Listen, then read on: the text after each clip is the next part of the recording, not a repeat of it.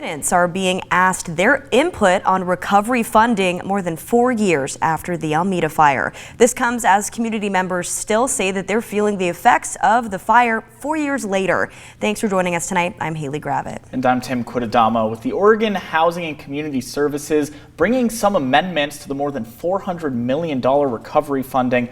And they want to hear from you. Newswatch 12's Rocky Walker joins us live in Phoenix, where a meeting will be held tomorrow and Wednesday to inform the community on these changes, and they're asking for some of your feedback. Yeah, and Rocky, what are these changes and what can they mean for the community?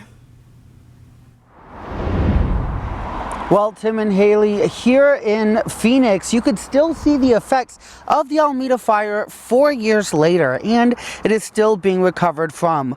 Like you said, some changes are coming to the action plan for recovery efforts for the 2020 Labor Day fires, including the Almeda fire. Some of the biggest being a reimbursement pathway for recovery, as well as an allocation of funds towards affordable housing development.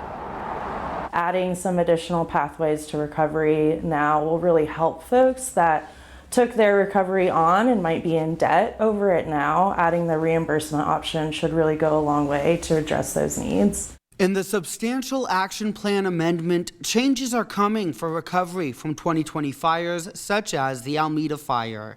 One of the most notable changes includes an increased amount of money people can get for homeowner assistance and recovery program, and adding reimbursement as a recovery pathway, meaning people who spent their own money to recover from the Almeda fire can get reimbursed for the amount they paid. While some say the changes are welcome, many in the community say they need to know more to feel more comfortable.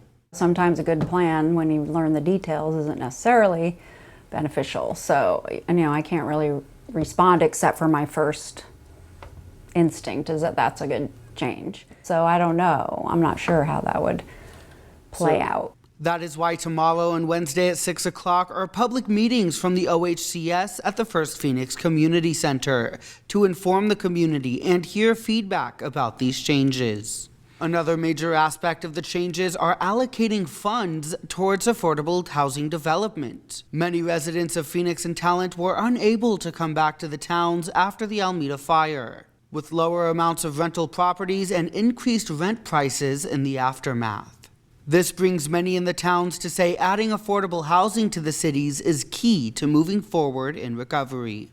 A lot of it is not really actually accessible financially, so having some projects that actually have to have a certain cap of rent that is realistic would be really welcome. These meetings are taking place tomorrow and Wednesday at 6 p.m. Tomorrow's meeting is for English speakers and Wednesdays is for Spanish speakers. Here in Talent in Phoenix, many members of the community are survivors of the Almeda fire. So OHCS recommends all of you to go to these meetings, learn more about these changes, and get your voice heard. Live in Phoenix, Rocky Walker, Newswatch 12.